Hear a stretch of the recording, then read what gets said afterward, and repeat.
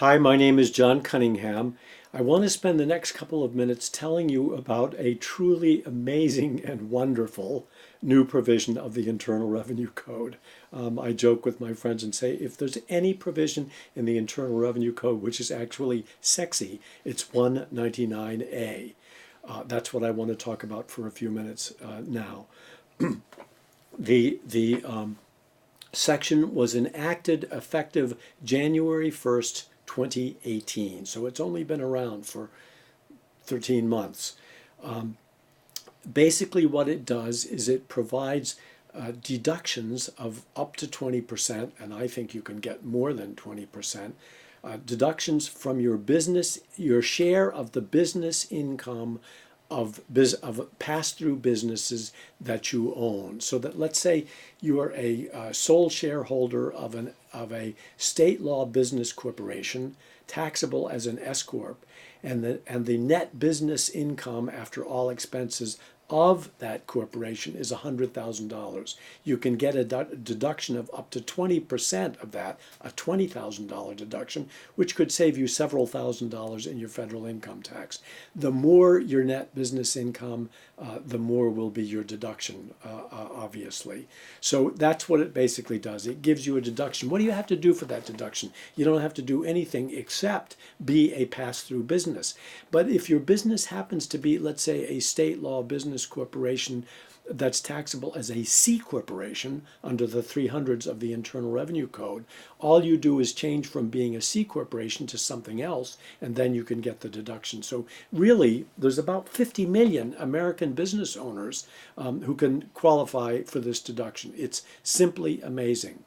Now, you may be asking, why would Congress give this hugely generous deduction to small business owners? Because those will be the main beneficiaries. The reason is that, as you may know, effective in 2018, Congress reduced the top federal C corporation rate, the rate paid by large corporations, from 35% down to 21%. But until then, small businesses had always had a roughly 10% federal income tax rate advantage over C corporations, and that went away with the lowering of the C corp rate.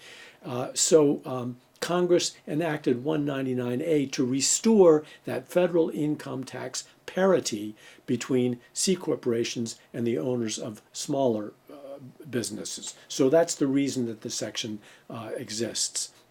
Now, one of the main things you have to understand about the section is that it is a very difficult section. Many tax professionals view it as one of the most complex and difficult provisions of the entire Tax Act of 2017 in which it was enacted, if not the entire Internal Revenue Code.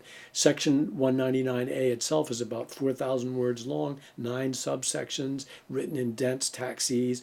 Really a struggle to understand. Sometimes they introduce a concept in subsection B and they don't define it until subsection G or H. So it's very difficult to understand. You have to spend many, many hours in order to master that section. So that's the beginning of the difficulty. But in addition, on January 18, 2019, the Internal Revenue Service and the Treasury Department issued 247 pages of final regulations, roughly 147 pages of comments and responses to comments, and 100 pages of new provisions, including provisions for which there's not a hint in the section itself. So it's very difficult from the viewpoint of federal tax provisions, but that's only the beginning of the difficulty of the section, because out of the 50 million business owners who are eligible for these deductions, probably 10 million need either significant or major restructuring to maximize their deductions. And figuring out what you do to whether you can maximize them, how you maximize them, and then implementing the restructuring necessary for the maximization is a whole world unto itself. I figured that the only way I would understand this section was to write a book about it. So I did. I've written a book about LLCs, but I figured there was a need for a book about 199A, and I only really understand complex things like this if I write about them. So I wrote the book, and my publisher, Wolters Kluwer, has published it. Right now it exists as a online book on a website called Cheetah, owned by Wolters Kluwer. And if you want to learn something about the book online, just go to Google and input the title of the book.